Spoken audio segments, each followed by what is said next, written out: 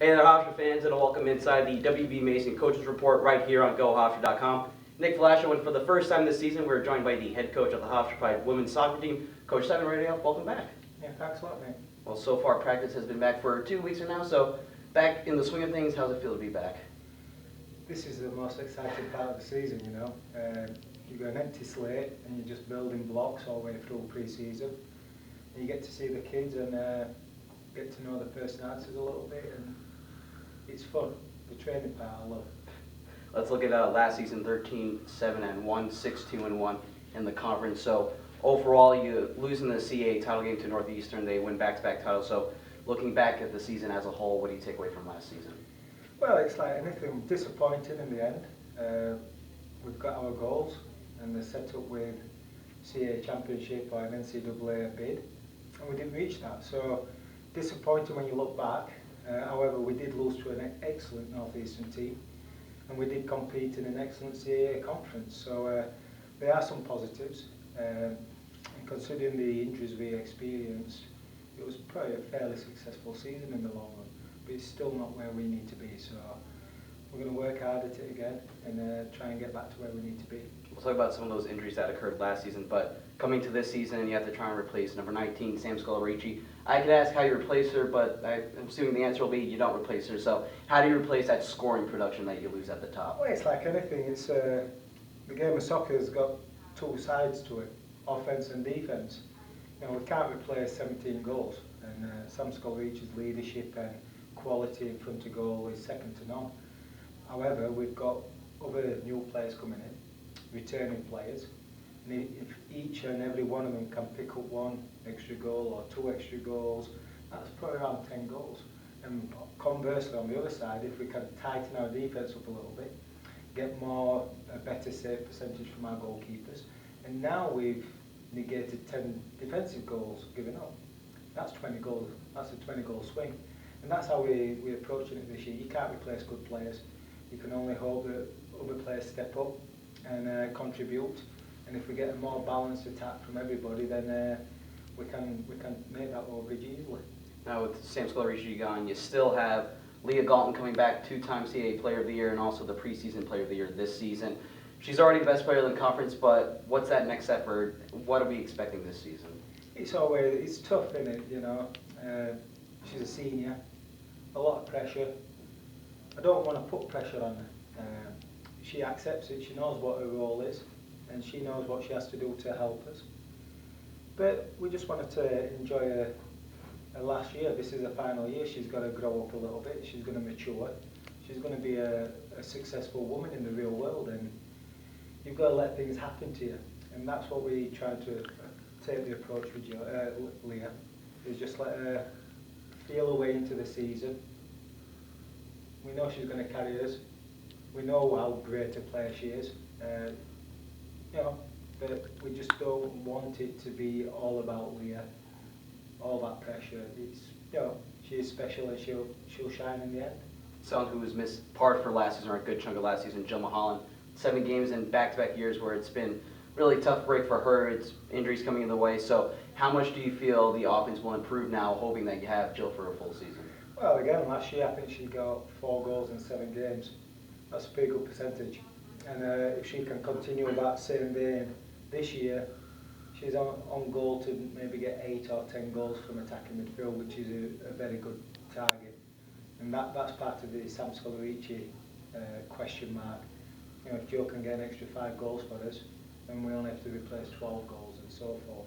Jill's not only a leader on the field, she's a leader off it. She's a beast. Her work ethic is second to none. And in big games, she's the one who will step it up another gear for the last 20 minutes and make things happen. So we're excited. She's excited. And touch wood, we hope that everything goes smoothly this year. And Kristen Desmond, she had an excellent freshman season. Injuries got in the way for her as well. Looks set for a CA Rookie of the Year, but those injuries got in the way. So coming into her sophomore season now, what's that next step for her? Yeah, Des is awesome. Lovely kid. Disappointed season in the end because she got injured halfway through. She's in a lot better shape than she's ever been.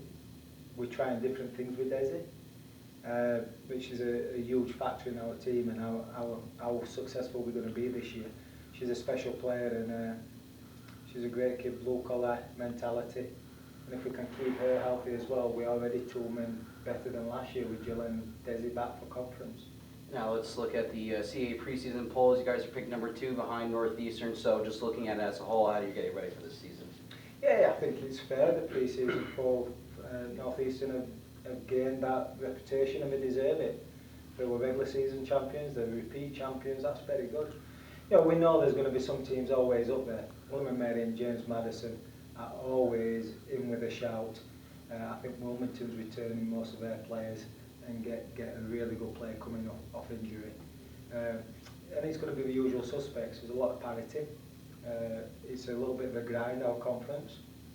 And hopefully by the end of it we'll be in with a shout to come playoffs and hopefully get a couple of comfortable wins in playoffs. Now let's look at every season you'll be having new players coming in. What can you tell us about some of the freshmen and transfers that are now on the team? Yeah, we're pretty content with them all. I think we've added a bit more speed to the overall team, definitely more depth and talent. And we've got some really good players in there. Maddie Anderson's come out to pre-season and she's looking like a stud. And quite a few others which, you know, I think moving forward they're all going to play a very integral part in the season. How important we don't know, but I can guarantee probably 25% of our games will be decided by one of those freshmen or transfers making a difference, and that's all we can ask. Now let's look at this weekend. The season finally begins for you guys. You go to Penn State for the Invitational, face Penn State and Rutgers this weekend, so 2 teams that are very good so far. What are you expecting to open up the season? It's like anything, I always set a challenge for our team. The opening weekend I try and get a quality opposition, and there's no better than Penn State. I think they're number 6 in the pre-season poll. Erica's done a fantastic job there. They're perennial national power.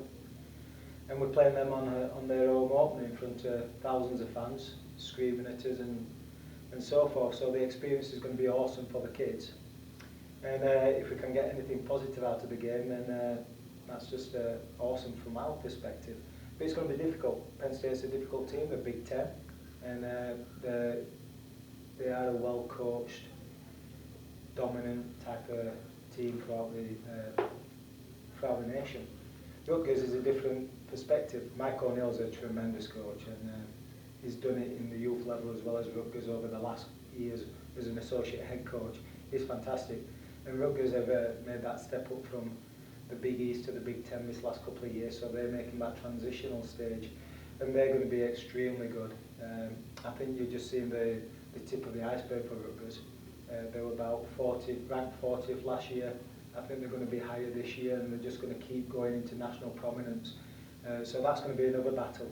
Play Penn State Friday, where we're going to have to work extremely hard, overachieve to get anything, and then recover and play Rutgers on the Sunday. It's not easy by anybody's standards.